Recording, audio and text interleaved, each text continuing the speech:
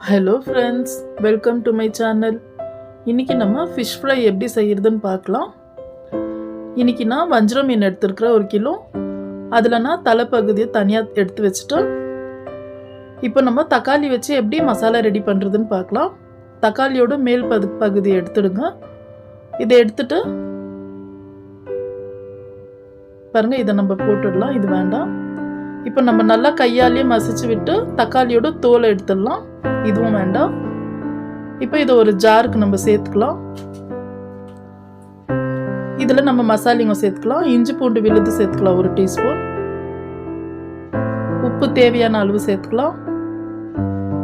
மஞ்சள் தூள் 1/4 டீஸ்பூன் சேர்த்துக்கலாம். மிளகாத்தூள் 1 டீஸ்பூன். மல்லித்தூள் 1 டீஸ்பூன். சோம்புத்தூள் 1/2 டீஸ்பூன். இப்போ இதெல்லாம் சேர்த்து நம்ம மிக்சியில் சும்மா ஒரு சுற்றிக்கலாம்.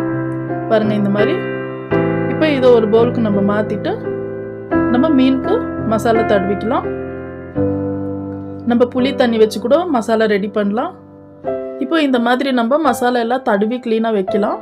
இது ஒரு 1 மணி நேரம் இப்படி ஃப்ரிட்ஜ்லேயோ இல்லை வெளியவோ வச்சு அப்புறமா ஃப்ரை பண்ணால் நல்லாயிருக்கும். பாருங்கள், எல்லாத்துக்கும் மசாலா தடவியாச்சு.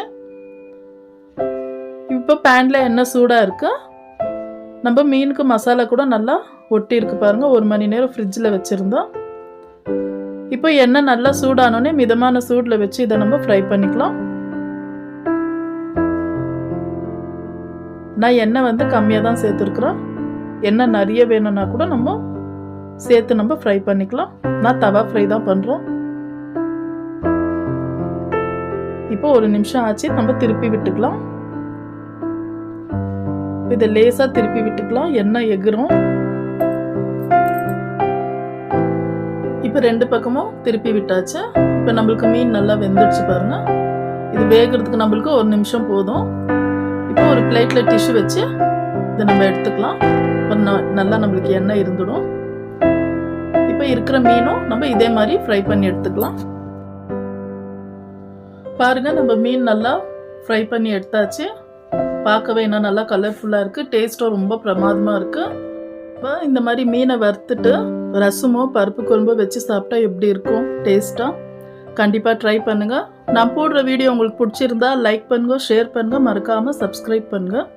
தேங்க்யூ.